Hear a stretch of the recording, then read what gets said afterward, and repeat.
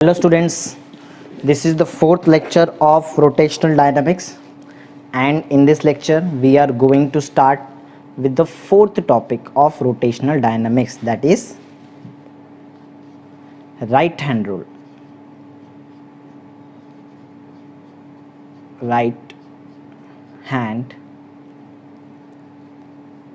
rule. Okay, तो start करते हैं क्या होता है राइट हैंड रूल। बहुत सिंपल सा टॉपिक है। तो आज हम ये टॉपिक के बारे में एकदम डिटेल में देखने वाले हैं कि क्या होता है राइट हैंड रूल, कहाँ इसका यूज़ होता है, वो सब। ओके, तो विदाउट वेस्टिंग टाइम स्टार्ट करते हैं। सबसे पहले हम क्या करते हैं, हम एक डायग्राम से समझने का ट्राई करते हैं। तो ये हुआ हमारा फर्स्ट डायग्राम, ठीक है। डायग्राम के हिसाब से एक पार्टिकल है जो सर्कुलर मोशन परफॉर्म कर रहा है। Particle is performing circular motion with centre O and radius R। Okay, सबसे मेन चीज़ होता है सर्कुलर मोशन में कि डायरेक्शन, कौन से डायरेक्शन में मोशन हो रहा है, ये सबसे ज़्यादा इंपॉर्टेंट है। तो डायरेक्शन के लिए हम एक काम करते हैं, जैसे हमने हर बार लेक्चर में लिया है, मोस्टली हम एंटी क्लॉकवाइज डायरेक्शन ही लेते हैं। तो यहाँ भी हमने ले लिया एक anti clockwise direction, that the particle is revolving in anti clockwise direction. Okay, अब अगर पार्टिकल एंटी क्लॉकवाइज डायरेक्शन में रिवॉल्व हो रहा है, ठीक है, सेंटर क्या है, सेंटर O है हमारे पास।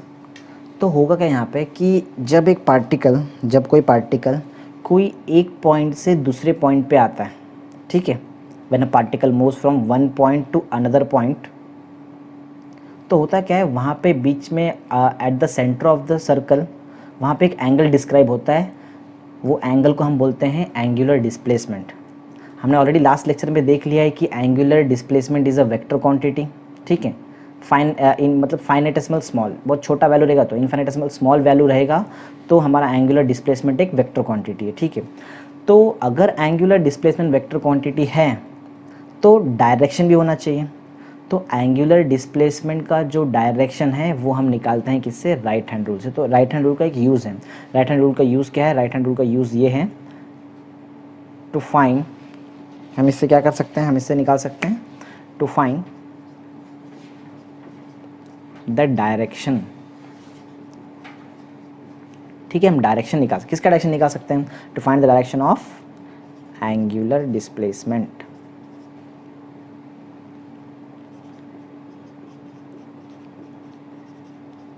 ठीक है, एंगुलर डिस्प्लेसमेंट का हम डायरेक्शन निकाल सकते हैं राइट हैंड रूल से। तो कैसे निकालेंगे वो देखते हैं, ठीक है। कैसे निकालते हैं एंगुलर डिस्प्लेसमेंट का डायरेक्शन, वो हम राइट हैंड रूल में देखने वाले हैं। तो सबसे पहले हम स्टार्ट कर लेते हैं। आपको समझ में आ ही गया है कि राइट हैंड रूल का यूज़ क्या है। Right hand rule is use to determine the direction of angular displacement vector, ठीक है। वेक्टर लिख लेते हैं, एंगुलर डिस्प्लेसमेंट क्योंकि एक वेक्टर क्वांटिटी है, एंगुलर डिस्प्लेसमेंट वेक्टर, ये उसका यूज़ है, ठीक है। तो कैसे निकालते हैं वो देखते हैं, बहुत सिंपल है। देखो, आपको एक डायग्राम देखना पड़ेगा, सिर्फ ये डायग्राम देखो। ये डायग्राम के हिसाब से क्लियर मालूम पड़ रहा है that the particle is performing circular motion in anti clockwise direction.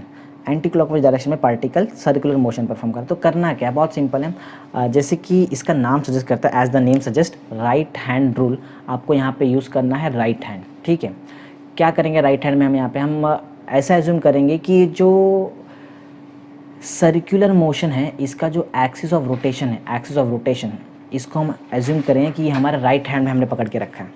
Assume the axis of rotation to be held in your right hand. एक एग्जांपल से, ये प्रॉपर डायग्राम यहाँ पे तो सिर्फ मैंने ये बताया कि पार्टिकल एक पॉइंट से दूसरा पॉइंट में जा रहा है। देखो ऐसे, let the particle is moving from point P two point Q in time interval, in a particular time interval.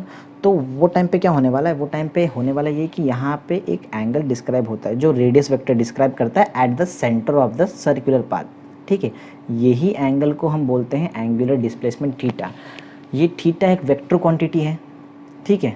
जब इसका वैल्यू बहुत छोटा होगा तो ये वेक्टर क्वांटिटी है। तो अगर वेक्टर क्वांटिटी है तो इसका डायरेक्शन भी होगा।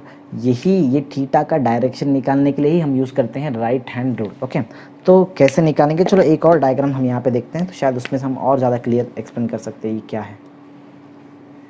ये है हमारा सेकेंड डायग्राम, ठीक है। अब करना क्या है यहाँ पे, वही same point, let the particle is performing circular motion in anti clockwise direction. Anti clockwise direction में पार्टिकल क्या कर रहा है, अपना एक सर्कुलर मोशन परफॉर्म कर रहा है। ओके, एंटी क्लॉकवाइज डायरेक्शन में अगर पार्टिकल सर्कुलर मोशन परफॉर्म करता है, सबसे पहले सर्कुलर मोशन परफॉर्म करने के लिए क्या होना चाहिए, सेंटर, ठीक है। और सबसे मेन चीज़, सेंटर से होता क्या है, सेंटर से पास होता है एक्सिस ऑफ रोटेशन, ठीक है। एक्सिस ऑफ रोटेशन क्या है, एक्सिस ऑफ रोटेशन एक एक्सिस है जिसके अबाउट कोई पार्टिकल रिवॉल्व होता है, ठीक है। तो ये केस में अगर मैं एक्सिस ऑफ रोटेशन बनाऊँ तो ये होगा हमारा एक्सिस ऑफ रोटेशन। डायग्राम में आपको क्लियर दिखता होगा, ये हुआ हमारा axis of rotation. Anti clockwise direction है तो इसलिए मैं यहाँ पे डायरेक्शन ऐसा बना लेता हूँ, ये हुआ मेरा direction of motion of particle, ठीक है। मैं पार्टिकल यहाँ पे नहीं बना रहा हूँ क्योंकि हमको इतना उससे अभी ज़रूरत नहीं है पार्टिकल का। तो ये डायग्राम क्या बताता है कि particle is moving in anti clockwise direction.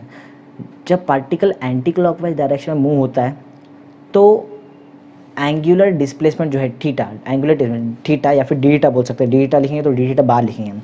तो एंगुलर डिस्प्लेसमेंट वेक्टर का डायरेक्शन कहाँ रहेगा वो हम निकालेंगे राइट हैंड रूल से, ठीक है।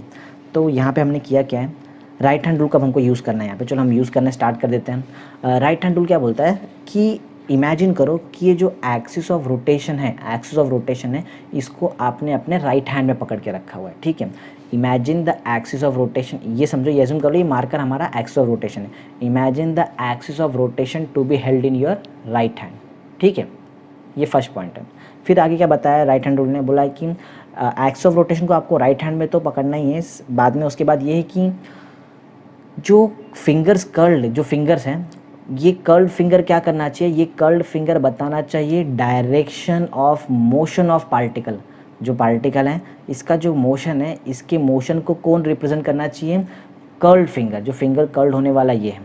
अगर ये ऐसा होता है तो जो आउटस्ट्रेच थंब है, आउटस्ट्रेच थंब मतलब जो थंब बाहर निकला हुआ है, ये थंब बताएगा डायरेक्शन, किसका डायरेक्शन, एंगुलर डिस्प्लेसमेंट वेक्टर, जिसको हम बोलेंगे डी थीटा बार, ठीक है। यही है हमारा राइट हैंड रूल। बहुत सिंपल सा राइट हैंड, 3 की पॉइंट्स इसमें आपको याद रखना पड़ेगा। सबसे सिंपल सा पॉइंट मैं बता देता हूँ, सिंपल ऐसा बता, देखो सबसे पहला पॉइंट आपको यहाँ पे जो मैं पहले की पॉइंट बता रहा हूँ, बाद में हम डेफिनेशन बनाएंगे इसका। सबसे फर्स्ट पॉइंट ये है कि एक्सिस ऑफ रोटेशन,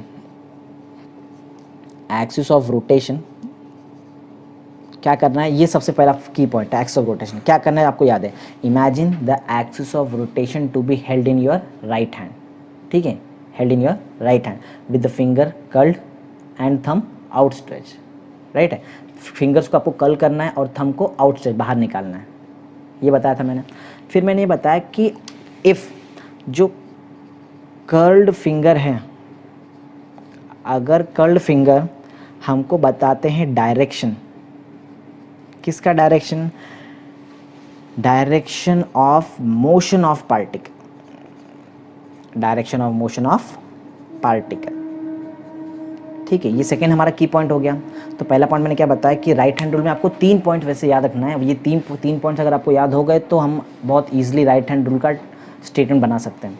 पॉइंट क्या है, सबसे पहले हमको इमेजिन करना है कि जो एक्सिस ऑफ रोटेशन है ये हमारे राइट हैंड में हमने पकड़ के रखा है। सेकेंड की पॉइंट ये है कि जो कर्ल्ड फिंगर है, ये कर्ल्ड फिंगर हमको रिप्रेजेंट करना है। कर्ल्ड फिंगर क्या बताता है, कर्ल्ड फिंगर बताता है direction of motion of particle, जैसे यहाँ पे दिख रहा है, ठीक है। समझो, एज्यूम कर लो इसमें ये जो एक्सिस ऑफ रोटेशन है, ये मैं डायग्राम में यहीं पे एकदम क्लियर बता देता हूँ। समझो हम ऐसा एज्यूम कर रहे हैं कि जो एक्सिस ऑफ रोटेशन है इसको हमने क्या किया, इसको हमने अपने राइट हैंड में रखा है, ठीक है। राइट हैंड में पकड़ के रखा है ऐसा, ठीक है, राइट हैंड में। और फिंगर्स जो भी है, फिंगर्स कर्ल कर दिया, फिंगर कर्ल कर दिया, ये कर्ल फिंगर दिख रहा है आपको क्लियर, फिंगर कर्ल कर दिया। फिंगर कर्ल ऐसा किया है कि फिंगर कर्ल जो फिंगर है वो बता रहा है डायरेक्शन, देखो फिंगर का डायरेक्शन तो कैसा है, ठीक है, with the curl finger giving the direction of motion of particle, ठीक है। तो जो थंब निकलेगा ऊपर, जो थंब आएगा वो थंब क्या बताएगा, वो थंब बताएगा direction of angular displacement vector. यही हमारा थर्ड वाला पॉइंट है, ठीक है।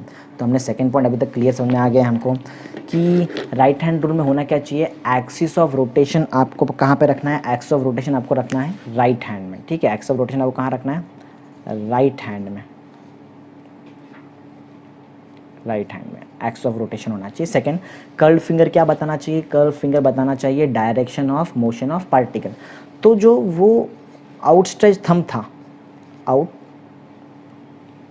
तो जो हमारे पास स्टार्टिंग में आउटस्ट्रेच्ड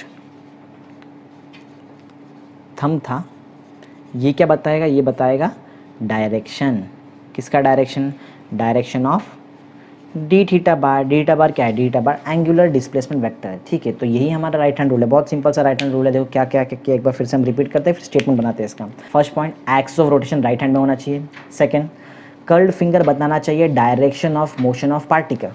तो जो आउटस्ट्रेच थंब होगा वो क्या बताएगा, वो बताएगा direction of angular displacement vector, ठीक है। इतना ही पॉइंट है, 3 पॉइंट याद रखो, axis of rotation, curled finger, outstretch thumb. Axis of rotation right hand में, कर्ल्ड फिंगर बताना चाहिए direction of motion of particle, और आउटस्ट्रेच थंब फिर क्या बताएगा, आउटस्ट्रेच थंब बताएगा डी थीटा बार का डायरेक्शन। सिंपल सा एग्जांपल। ओके, एक काम करते हैं, इसको थोड़ा हम और डिटेल में समझने के लिए क्या करते हैं कि एक और डायग्राम एज्यूम कर लेते हैं। वो डायग्राम शायद आपको और डिटेल में समझ में आ समझो। यही मोशन, यही सर्कुलर मोशन का सिर्फ मैं क्या करता हूँ, मैं सिर्फ इसका डायरेक्शन चेंज कर देता हूँ। यही सर्कुलर मोशन है, बस डायरेक्शन चेंज। अच्छा, जैसे पहले हमने एंटी क्लॉकवाइज डायरेक्शन लिया था, अब शायद आपको पता ही होगा सब लोगों को कि एंटी क्लॉकवाइज डायरेक्शन मीन्स होता है घड़ी का अपोजिट डायरेक्शन, इसको बोलते हैं एंटी क्लॉकवाइज डायरेक्शन।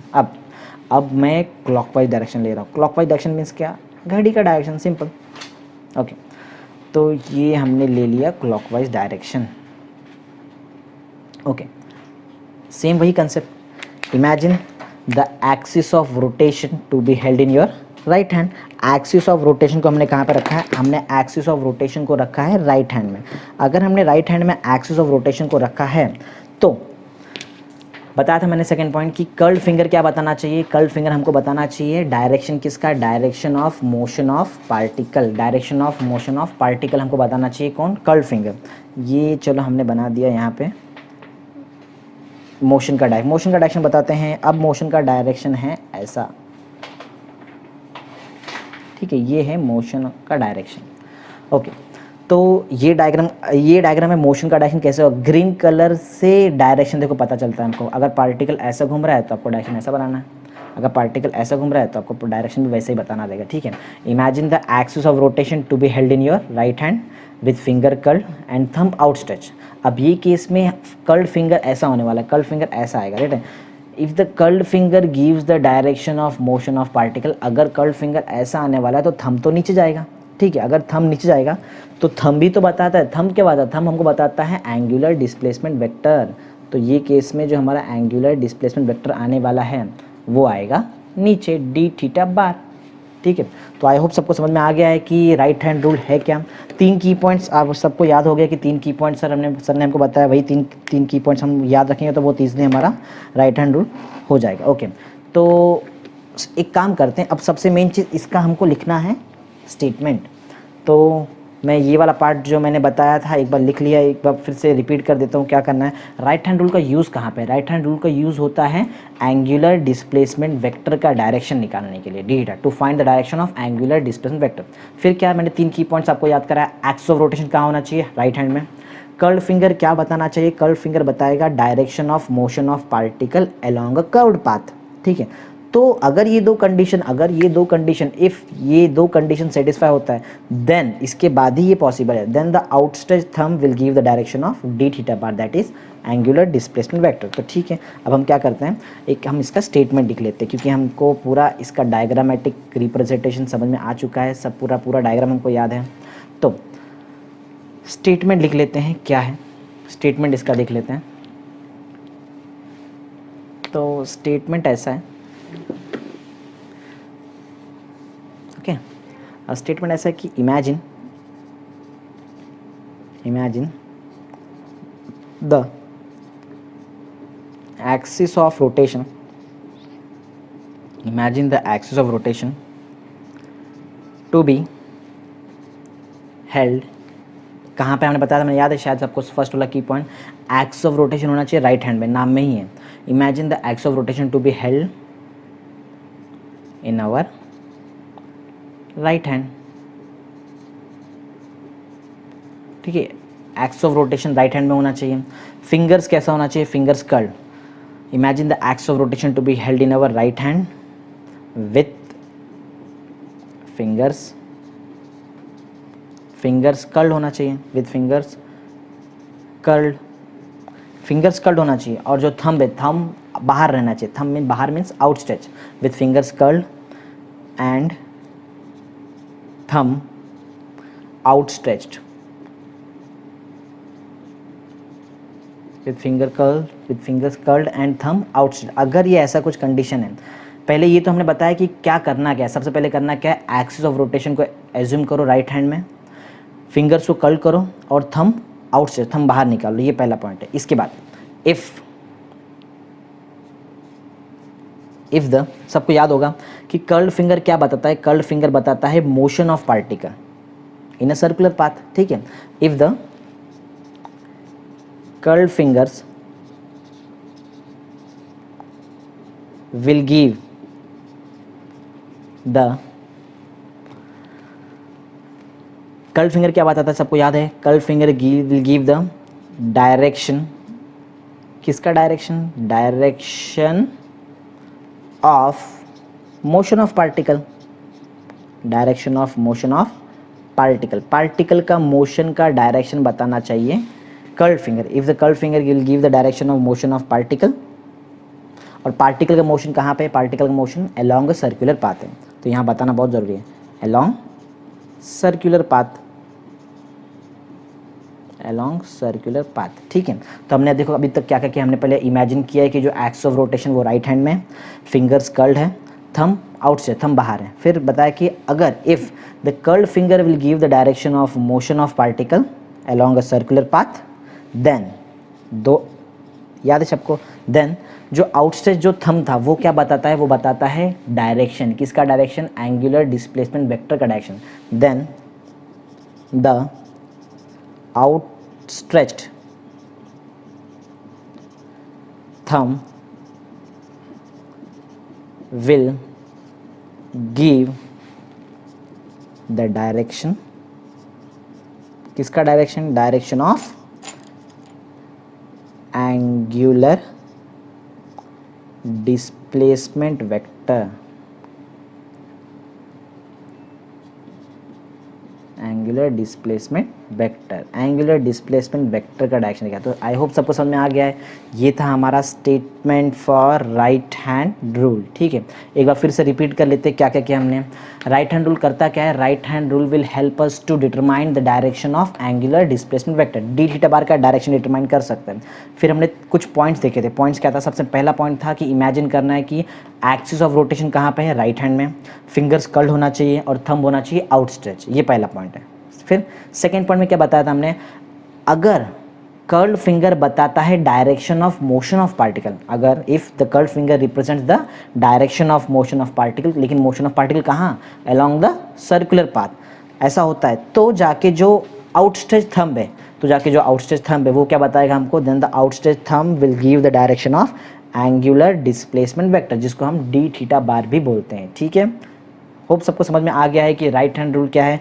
ये डायग्राम का यूज़ क्या था, ये डायग्राम का यूज़ मैंने सिर्फ इसके लिए बताया था कि जब पार्टिकल एक पॉइंट से दूसरे पॉइंट में मूव होता है एंगुलर डिस्प्लेसमेंट आता है, और अगर एंगुलर डिस्प्लेसमेंट स्मॉल है तो एंगुलर डिस्प्लेसमेंट वेक्टर क्वांटिटी भी है, तो अगर वेक्टर क्वांटिटी तो डायरेक्शन होगा, और डायरेक्शन हम एंगुलर डिस्प्लेसमेंट का किससे निकालते हैं, राइट हैंड रूल से, सिंपल सा रूल है, ठीक है। आई होप सबको समझ में आ गया।